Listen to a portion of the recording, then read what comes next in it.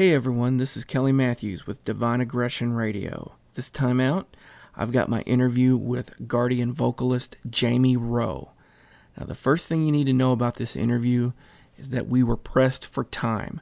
Jamie even mentions it at the beginning of the interview. He tells where and why. But even though we were in a time crunch, we cover a lot in this interview, from the new Guardian record all the way back to his time in Tempest. So I feel very blessed just to get the opportunity to have chatted with him. And I hope you enjoy the interview with Jamie Rowe. Hey everybody, this is Jamie Rowe from Guardian. You're listening to Divine Aggression Radio with Kelly Matthews. I have a special guest with me on this edition of Divine Aggression Radio. He has been one of the greatest vocalists, most well-known and distinguished in the last 25 years plus, going back to his work in Tempest, his fantastic career with Guardian, his work with Adrian Gale, numerous solo projects, and a ton of other stuff that he has lent his voice to. I want to welcome to the show Jamie Rowe. Thank you so much for being on the program. You're welcome. That was a pretty intense introduction there. It makes me sound like I've done something. Well, like, wow, okay. It's all downhill from here, so that's the best part. Yes, okay. Everybody can just tune out now. No, I'm just kidding. Okay. I'm glad to do this, glad to be here. Well, first of all, how you doing, man? How's your 2014 been? Man, it's actually been pretty great. Like I said right before we started the interview, I told you, so I'm actually sitting here, I'm very active with my family, and I've got 4 children, and my middle daughter is having her spring concert here at the middle school, so I'm sitting here waiting for the next half hour for it to start. So I'm in the parking lot just hanging out with family, and I have a great job at Visual Sound Pedals. We make guitar pedal effects that almost everybody you can name uses. Life is good, and plus we got a brand new Guardian record that's almost home, so I can't complain about much anything. Yeah, let's talk about the new Guardian record. Okay. We had 3 to Get Ready back in 2011. Uh-huh. And like the cat that ate the cheese and sat next to the mouse hole with bated breath, we've all been waiting for it to come out. How did the recording go? Is there anything that you wanted to make a point with musically or lyrically? Let's hear about the new Guardian record. Well, I can tell you this. We ended up, with, hold on real quick, I can cough almost. Sorry, allergies, Midwest.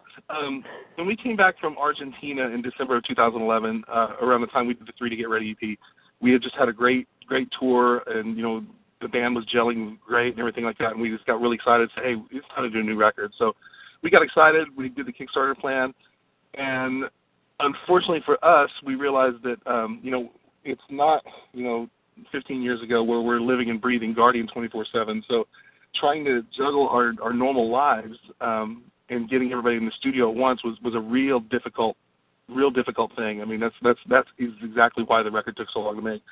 There's no turmoil. I mean, everybody's on good terms and everything like that, but just getting everybody at the same time was a hassle. Fortunately, when I'm in Nashville, I stay with Jamie Perino, who produced our record and stuff. So he and I actually were able to work on it constantly. But getting the other guys to come in and stuff like that it proved to be a challenge. But the good news is we finally got it together, and it's finally out. As far as the record goes, we just wanted to make an honest record. I think probably lyrically, what I like about this is, and I say this. This is my term and stuff like that. We didn't make a commercial for Christianity, so to speak. We made a life statement of a band that's covered by grace. That's the best way to put it, and I think it shows through in the lyrics. Right. Does that hold true in a song like The Real Me? Yeah, absolutely. So, the whole thing about The Real Me is just, being honest, and it says, I'm taking over the masquerade. It's about, having those masks up and stuff, and just, basically not being real, not being authentic and stuff. And we're in a day and age. It's time to be authentic. It's people aren't going to freak out if they see your scars. I mean, actually, it may endear you more to them. And all of us have scars, all of us. Well, let's go back a little bit. I kind of just want to do a quick overview of your career. Okay. Tell me about how you got started in the music business and the industry, and how you got started with Tempest. Because I've been a fan since A Coming Storm. So, oh wow, yeah, I go way back. I was 17 years old when that record was made. Wow. And basically, people don't know this.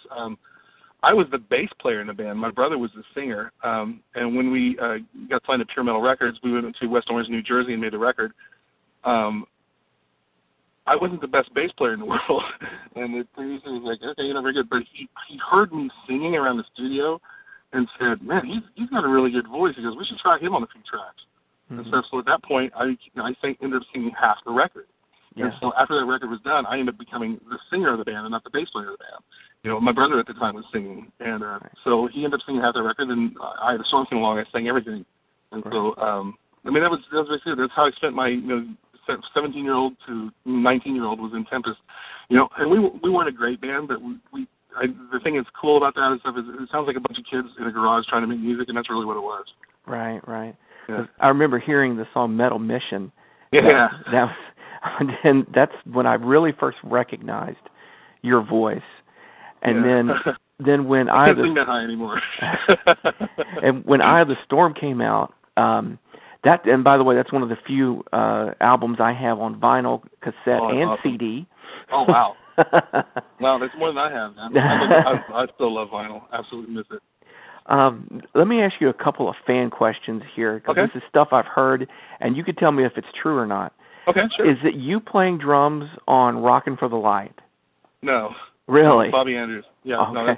No, I can't play drums for anything, man. I can basically keep an even beat and sound check if Carl needs to go to the restroom. Is it a drum machine on Let Them All In? Yes, it is. Yes, okay. It is. Well, hey, I'm 1 out of 2. So. That was the last minute song added. There was the guy who owned the studio, Joey Powers, brought it down and said, "Guys, I think you'd be great on this." And we're 18, 19. Okay.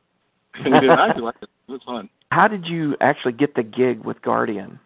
You know what? I was actually friends with Tony Palacios, a guitar player, and it's kind of a cool story. I was big, just like you. I was really into like the scene back then, like Blood Good and Messiah Prophet, Saint, and everything like that. And obviously Stryper was just it for me. And I remember reading that Oz was producing the Guardian record, and I was doing an interview on the Tempest end with somebody down in the South, and he said, "Yeah," he goes, "I just interviewed Guardian." He goes, "You should call those guys." I said, "Like, you probably really like them." And it was seriously, it was easy as that. So I ended up calling, and it was Tony. And at the time, I hadn't even heard the band. You know what I mean? Wow. And so I just talked, we kind of hit it off, and we would talk a little bit. And in 1987, this was back then, I'm thinking in December, my dad had passed away of a heart attack. And what was funny is Tony tried to call me, and he talked to my dad like the night before, and I didn't call him back for like a week or something like that. He was wondering if something was wrong, so he called again, and I said, "Dude, my dad died." And here's what's wild. Tony's mom died when he was like 12. And I didn't have anybody around me who had dealt with the loss of a parent. So I'm in Indiana, and Tony Palacios was out in Azusa, California, and he's getting me through it. You know what I mean? So we kind of bonded like that. So we knew each other before I ever played music with him. And to be honest, he wasn't a Tempest fan. He actually discouraged me from sending an audition tape. He goes, "No, man, we know what you sound like. That's okay." And I said, "No, I think I've gotten a lot better." So anyway, it's just kind of funny. So if you would have asked him in 1990 in January, "Hey, Jamie Rowe's going to be in your band," he would have been like, "You're crazy." And then 4 months later, I was. Now, you guys really made, I would say, a transition in sound between Swing, Swang, Swung and Buzz. Oh, sure. How much did Steve Taylor have to do with that? Steve had a little bit of it, to be honest. I really started getting into songwriting at that point and stuff. I actually started contributing more, and I'm not a guitar virtuoso like Tony is. I play a little bit more straight. I know my 3 chords, and I use my melody, and I ended up writing a whole lot of buzz and stuff. So in a little bit, that's a little bit how it's different. But Steve was definitely in those things like if Tony came in and played a shredding guitar solo, he'd be like, "You know what? You've done that before." He goes, let's take you to a new area. He never actually told us what to do, but he would push us that way. Right. And I love the Buzz record. To be honest, I'm not really thrilled with Bottle Rocket, but I love the Buzz record. Well, I thought Bottle Rocket had its moments, but it wasn't like Buzz to where you just listened from start to finish. It's like there was magic on Buzz, where Bottle Rocket sounded like the follow-up to Buzz, which it was. Yeah, that's a great way to put it. Another thing we made a mistake of, Rick Will, who ended up mixing all the big Incubus records, he mixed Buzz, and we wanted him for Bottle Rocket, and Steve said no. That was one thing he called. He had Russ, the engineer, do it. And to be honest, Russ just wasn't the engineer for that record, or for the mix to mix that record. And I think the record suffered for it. At the time, I really believed in it. I loved the song, but it just hasn't aged well over 10, 12 years. Right. One question, this is something I've always wanted to ask you. When you first joined Guardian, were you guys still doing any of the songs from First Watch? Yes. And what was your favorite song to do live from First Watch? Okay, we did Mystery Man, I'll Never Leave You, and Kingdom of Rock, and I loved doing Kingdom of Rock. I loved to the point where I wanted to record that like later. Like, dude, we gotta do that song. I love that song. We don't play it anymore. I still would love to play it. That's awesome, man. Yeah, because I love that song too. Did you guys ever think about bringing any Tempest songs into Guardian? No, at one point we thought about All for One. Mm-hmm. And, because they thought that was so, then I remember them saying, yeah, it gets a little weird in the middle. I don't know if that's where we did a little fast breakdown. So that was it. So. Now, see, I always thought you guys could tear up True Love, maybe slow it down a little and maybe put a backbeat to it. Yeah. I always thought Guardian could really just shred on that one. Tell me quickly run down your solo career, because you've had quite a few solo records. And how do you distinguish everything apart? You have so much going on. No, my solo records, I like I said, they usually sound a little bit distinctly different than anything else I'm involved in. When I sit down to write music, I don't necessarily sit down and write hard rock. I like 3-chord power pop. I mean, I even like stuff like Rick Springfield and things like that. That you wouldn't necessarily think. And I tend to write real simple like that. So to me, it's like there's a definite difference to it. I still believe at this point and stuff that I've made good solo records. I don't know if I've ever made a great solo record, and I would love before I die to make a great solo record. All right, let me ask you about Adrian Gale. Sure. Because you guys have been together, like 15 years now? No, it's been a while, since 2000. And to be honest, that was a studio project that I did. I was basically just hired to show up and sing. Really? And yeah, I wasn't like really a part of the band and stuff. But the last few records, like from the Crunch record and from the new Sucker Punch record, I took more of a role. So because here's the thing, I was just a paid singer that showed up and then and posed for the photo, made the record. It got to where I really fell in love with those guys and stuff like that. So and they're all friends, like really good friends. And so the last couple of records and stuff, I've taken more of a role as a part. I'm no longer a hired gun in the band. Well, that's good. Yeah. It's always nice to really be a part of it and not be like the outsider contributing. Well, yeah. And so, and like I said, but Vince and I have always been tight. So, and I wasn't able to contribute and stuff like that. I was basically just, showing up, singing, getting a paycheck, and going home. That was my involvement. Is that kind of how you do with Liberty and Justice? Yes, I do. Yeah, that's my friend Justin and stuff like that. He'll ask me to record a song or something like that, and I'll either come up to the studio in Peoria and track it, or he'll send me the stuff and I'll track it with my friend Tim Bashong or somebody. But yeah, those are just projects that he's got an idea. Sometimes he's got a lyric idea and he'll ask me to write the music around it, and I'll do that. But I haven't done anything for Justin in a while. Well, you got some good stuff with. There's a song you did called Noise, which has really stood out to me. That was a great track, man. That was actually recorded with the band at the time, London Calling, when I was doing my little power pop band. So we got a day off after a show, and we recorded that for Justin. So. Oh, that's cool.